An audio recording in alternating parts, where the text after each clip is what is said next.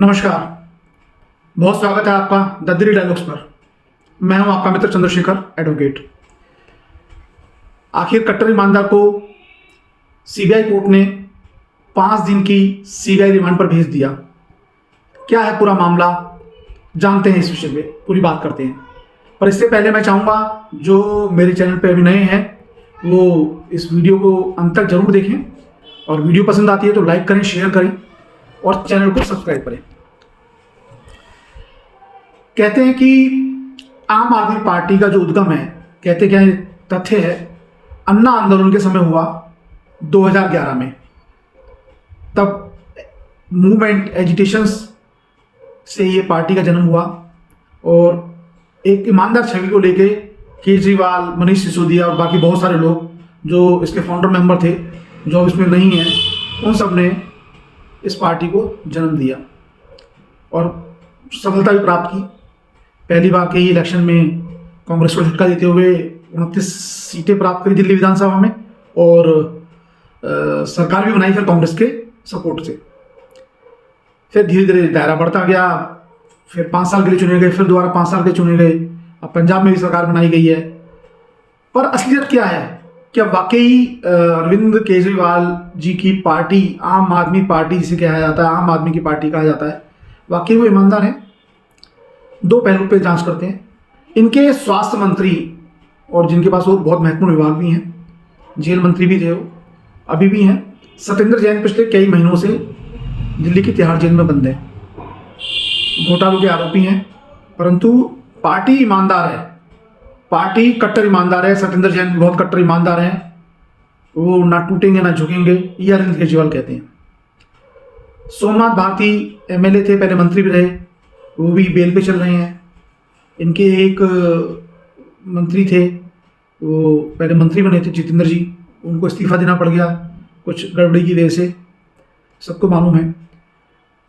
अब जो नंबर 2 की भूमिका पर हैं मनीष सिसोदिया, दिल्ली के उप मुख्यमंत्री, जिनके पास और भी 10-12 मंत्रालय हैं, परंतु शिक्षा का बहुत प्रचार प्रसार उन्होंने किया हुआ है अपने विज्ञापनों द्वारा, और जो बताते हैं कि हमने शिक्षा के स्तर को बहुत पहुंचा दिया है ऊंचाइयों पर।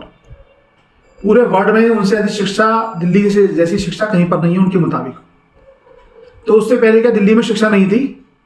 ये मेरा नहीं, ये हर दूसरे आदमी का मानना है कि अरविंद केजरीवाल ने केवल शीला दीक्षित के किए गए कार्यों को इनकैश किया।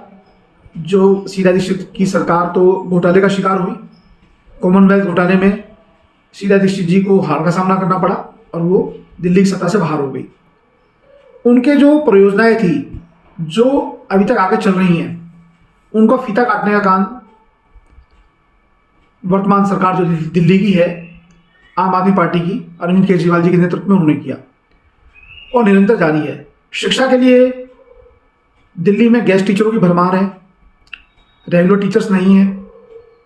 गेस्ट टीचर्स को भी रेगुलर नहीं कर सकते, नहीं कर पाए, उनको आश्वासन दिया पर नहीं हो पाया, तो केवल गेस्ट टीचरों से दिल्ली की एजुकेशन चल रही है। मैं आता हूँ मुद्दे पे, जो भी करंट मुद्दा है उस पर भी आ रहा हूँ मैं। तो आखिर ये जो सब कुछ हो रहा है, कितने स्कूल बनाए अरविंद केजरीवाल जी के शिक्षा मंत्री, उप मुख्यमंत्री, नंबर 2 की भूमिका जिनकी है आम आदमी पार्टी में स्थान जो है, कितने स्कूल बनाए उन्होंने अभी तक? उसके बारे में उनके पास कोई ब्यौरा नहीं है, कोई स्कूल उन्होंने नए नहीं बनाए। मैं लुड़दो कैसल नंबर 2 शामनाथ मार्ग पर जो कश्मीरी गेट के पास है, उसका मैं विद्यार्थी रहा हूं। हमारे स्कूल को स्पोर्ट्स यूनिवर्सिटी में बना दिया। मैं 1991 का वहां से बैच आउट पास आउट हूँ, उसको स्पोर्ट्स यूनिवर्सिटी बना दिया। क्या दिल्ली की सरकार के पास इतनी जगह कहीं नहीं थी कि जो एक हमारे स्कूल को तोड़ के उन्होंने स्पोर्ट्स यूनिवर्सिटी बनाया? कहीं और स्पोर्ट्स यूनिवर्सिटी बना देते? नहीं। तो केवल मॉडिफिकेशन, दीवारों को चेंज करके नया नामांकन देना इनका काम है। खैर, अब आते मुद्दे की बात। शराब की आबकारी नीति 2021 में केजरीवाल सरकार लाई। मनीष सिसोदिया जी की अगुवाई में ग्रुप ऑफ मिनिस्टर्स ने इसको डिसाइड किया और एग्जीक्यूट किया, परंतु इसके अंदर घोटाले थे।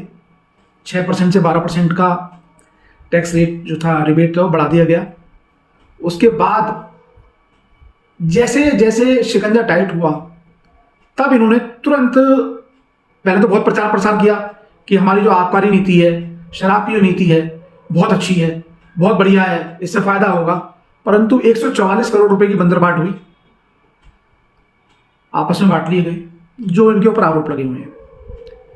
उस आरोप में जो आम आदमी पार्टी के करीबी लोग थे, विजय नायर वगैरह, सब पहले ही सीबीआई के रेडार पे हैं, उनसे जेल में है इस समय, उनकी इन्वेस्टिगेशन चल रही है।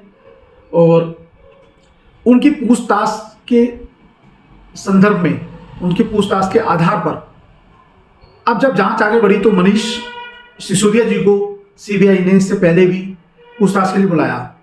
तो केजरीवाल जी कहते रहते हैं लगातार कि भाई मनीष को गिरफ्तार करो ना, अगर उसने कुछ घोटाला किया तो गिरफ्तार करो, हमारी तो ईमानदार पार्टी है। परंतु जब उनको पता चल गया कि घोटाला हुआ है, क्योंकि अरविंद केजरीवाल अच्छी तरह जानते हैं कि घोटाला हुआ है, उन्होंने 2 दिन पहले ही बता दिया कि मनीष को गिरफ्तार किया जाएगा। और जमीन से लेके, मतलब सड़क से लेके कोर्ट तक सब जगह प्रदर्शनकारी आम आदमी पार्टी के पहुंच गए, जो मतलब स्वाभाविक है, हर एक राजनीतिक पार्टी के कार्यकर्ता इस तरीके की गतिविधियां करते हैं। भाई अगर कट्टर ईमानदारी पार्टी है, जैसे कट्टर ईमानदार पार्टी के जो फाउंडर मेंबर्स थे उनकी एक लिस्ट है जो अब नहीं है उसमें, प्रशांत भूषण जिन्होंने पार्टी के फाउंडेशन रखी, योगेंद्र यादव, प्रोफेसर आनंद, मयंक गांधी और शाजिया इल्मी, अश्विनी उपाध्याय, कुमार विश्वास, अलका लांबा, और लिस्ट बहुत लंबी है। वो धीरे धीरे सबको साइडलाइन कर दिया गया। बचे वही जो अरविंद की हाँ में हाँ मिलाने वाले थे, हमारे जो दिल्ली के मुख्यमंत्री हैं अरविंद केजरीवाल, उनकी हाँ में हाँ मिलाने वाले थे, वही बचे।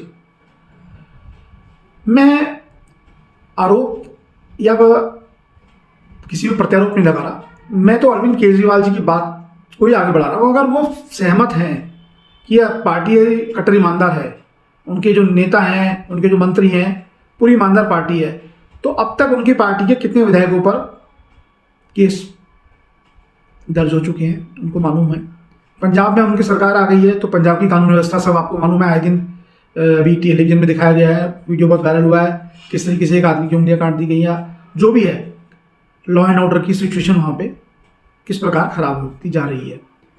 अब दिल्ली में दुहाई दी जा रही है कि शराब घोटाला हुआ, गांधी जी की समाधि पे जाके पहले उन्होंने कहा हम गांधी जी के वंशज हैं, उनके जो पार्टी के जो ऑफिस बीरर हैं और बड़े नेता हैं वो कह रहे हैं गांधी जी के वंशज हम डरेंगे नहीं। अरे गांधी जी ने तो आर्टिकल 47 में गांधी जी की वजह से ये डाला गया कि शराब बंदी स्टेट के हाथ में है करना, और ये उनको करना चाहिए, आर्टिकल डाला गया है, तो भाई क्यों नहीं शराबबंदी करे। गांधी जी ने शराब को कोई प्रमोट नहीं किया, यहाँ तो आपने शराब एक के साथ एक फ्री कर दी थी और उसमें घोटाला कर दिया बहुत तगड़े वाला। अब जब घोटाला कर दिया है, अगर आप बिल्कुल सच्चे हैं तो एक हमारे मित्र हैं, उन्होंने पहले इन्हीं की पार्टी में थे, उन्होंने पीआई लगाई थी एमपी एमएलए कोर्ट्स बनाने के लिए, जो माननीय सुप्रीम कोर्ट ने अलाउ कर दिया उसमें, और उसी के आधार पर राउस एवेन्यू में कोर्ट बनी हुई है, जिसके अंदर 1 साल के अंदर आवेदन करने पर 1 साल के अंदर जो है केस को डिसाइड किया जाएगा। तो भाई आप अगर ईमानदार हैं तो 1 साल के अंदर केस में डिसाइड होकर पाक साफ होकर आइए बाहर। और जो सीबीआई के मुंह पे तमाचा दीजिए, वर्तमान सरकार जो केंद्र सरकार है उनके मुंह पे तमाचा दीजिए। अगर आपके खिलाफ जो कार्रवाई आरोप निराधार है तो वो आप कोर्ट से बरी होकर आइए, परंतु ऐसा नहीं है,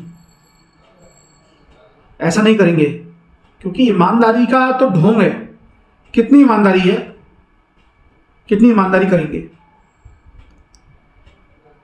अब मामला न्यायालय के अधीन है, अभी सीबीआई की रिमांड मिली है, 5 दिन की सीबीआई और क्वेश्चनिंग करेगी, उसके आधार पर आगे की कार्रवाई तय होगी।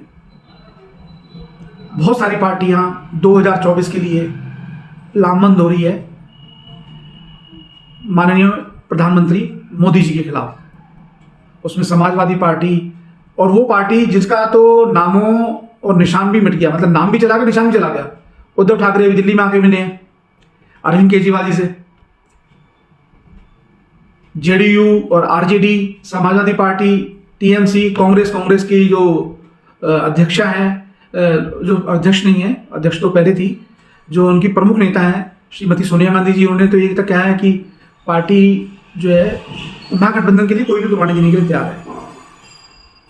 परंतु जो बेसिक फैक्ट्स हैं उस पर आगे इनको लड़ना चाहिए। केवल झूठ बोल के जनता को मूर्ख बनाकर, बहुत कॉन्फिडेंस के साथ आंखों में आंखें डालकर झूठ बोलना, मैं आपका बेटा हूँ, आपका भाई हूँ, आपका बहन हूँ, मैं ये मेरी बहन है, इस तरीके से झूठ बोल के कब तक चलेगा। हमें आम आदमी पार्टी से दिल्ली की जनता को बहुत उम्मीदें थी, जो धीरे धीरे निर्मूल साबित होती जा रही है। देखो, वोट सीटें जीतना अलग बात है, सीटें जो फ्री भी की राजनीति कर रहे हैं ये, अब तो सभी पार्टियां करने लगी हैं। शुरुआत इन्होंने करी, पहले साउथ में चलती थी। तो उसके आधार पर आप अपना वोट बैंक बना रहे हैं, वोट आप दे रहे हैं, उससे कोई विकास होने वाला नहीं है। आपको लोगों को आत्मनिर्भर बनाने की आवश्यकता है, ना कि उनको कामचोर बनाने की, राह पे डालने की। आप लोगों को रोजगार उत्पन्न कराइए, उनके लिए उनको एजुकेशन का ढिंढोरा पीट रहे हैं।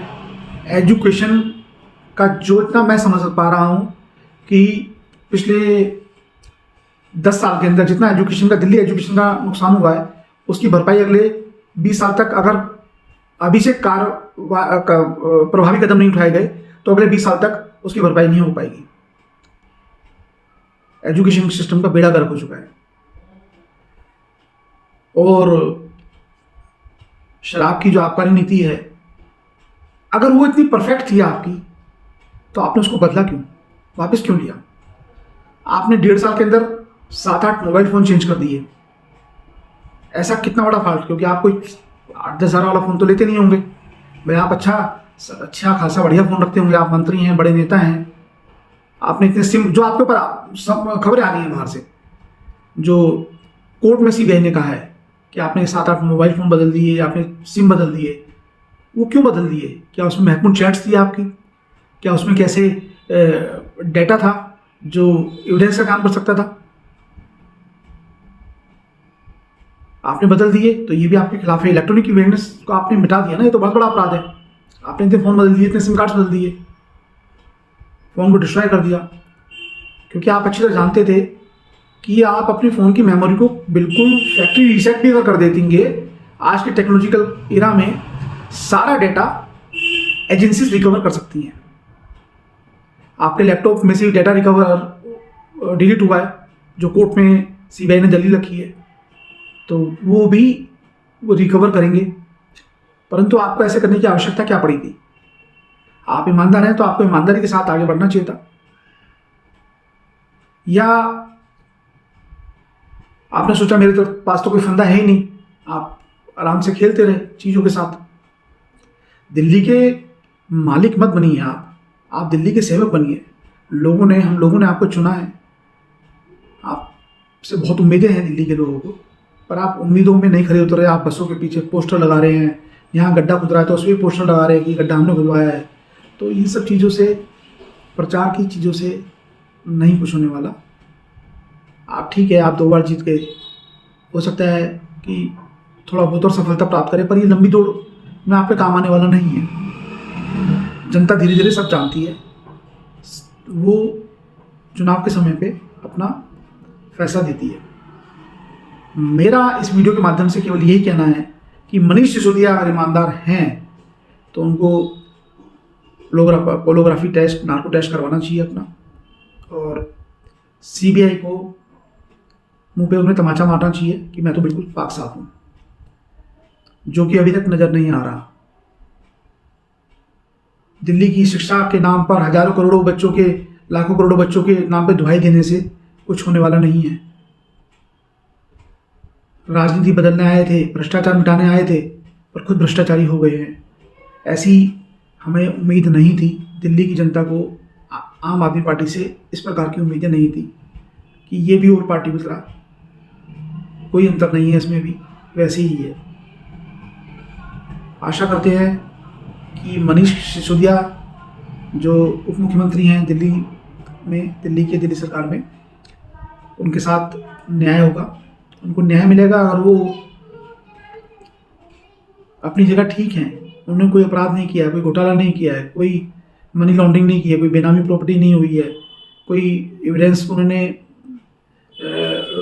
रैप्चर नहीं किया है, और कोई घोटाला उन्होंने नहीं किया है, तो बरी हो जाएंगे। परंतु ऐसा प्रतीत नहीं हो रहा, क्योंकि इनके स्वास्थ्य मंत्री सत्येंद्र जैन भी अभी तक जेल में ही हैं, और अरविंद केजरीवाल ने 2 दिन पहले ही कह दिया था कि मनीष सिसोदिया को जेल हो सकती है, उनको अरेस्ट कर लिया जाएगा, तो इट्स मीन ही नोज कि मनीष सिसोदिया ने आबकारी नीति में कुछ बड़ा झोलमोल हुआ है, और वो झोलमोल केवल मनीष सिसोदिया ने अकेले नहीं किया है, उसमें अरविंद केजरीवाल की भी सहमति हो सकती है, उनकी भी जानकारी हो सकती है, उनकी भी नॉलेज होगी, उनको भी नॉलेज होगी कि ऐसा हुआ है। देखिए अब आगे क्या होता है, परंतु ये भेड़ की खाल में भेड़िए बने रहना वो ठीक नहीं। आप खुल के सामने आइए, अपना स्टैंड क्लियर कीजिए कि हम ठीक हैं, हम इस जगह पे हैं। आप प्रधानमंत्री को गाली दे रहे हो, पहले आप कांग्रेस के मनमोहन सिंह को गाली देते थे, सोनिया गांधी को गाली देते थे, शीला दीक्षित को गाली देते थे, उनको जेल भिजवाने की बात करते थे, 350 पन्नों का आपके पेजों का प्रूफ होता था, इसको जेल हो जाऊंगा, उसको जेल हो जाऊंगा। आजकल आप उन्हीं लोगों के साथ मिले हुए हो, लालू यादव के साथ आप इतना बोलते थे, आजकल आप उन्हीं की पार्टी का गुणगान करते हो। समाजवादी पार्टी के लिए आप बोलते थे अगेंस्ट, अब उन्हीं साथ मिले हो। तो अपने आचरण को बहुत स्पष्ट रखने की जरूरत है, और आशा करता हूँ कि न्याय होगा और न्याय व्यवस्था पे पूरा विश्वास रखना चाहिए। देखते हैं आगे क्या होता है। आज तक के लिए इतना ही। नमस्कार।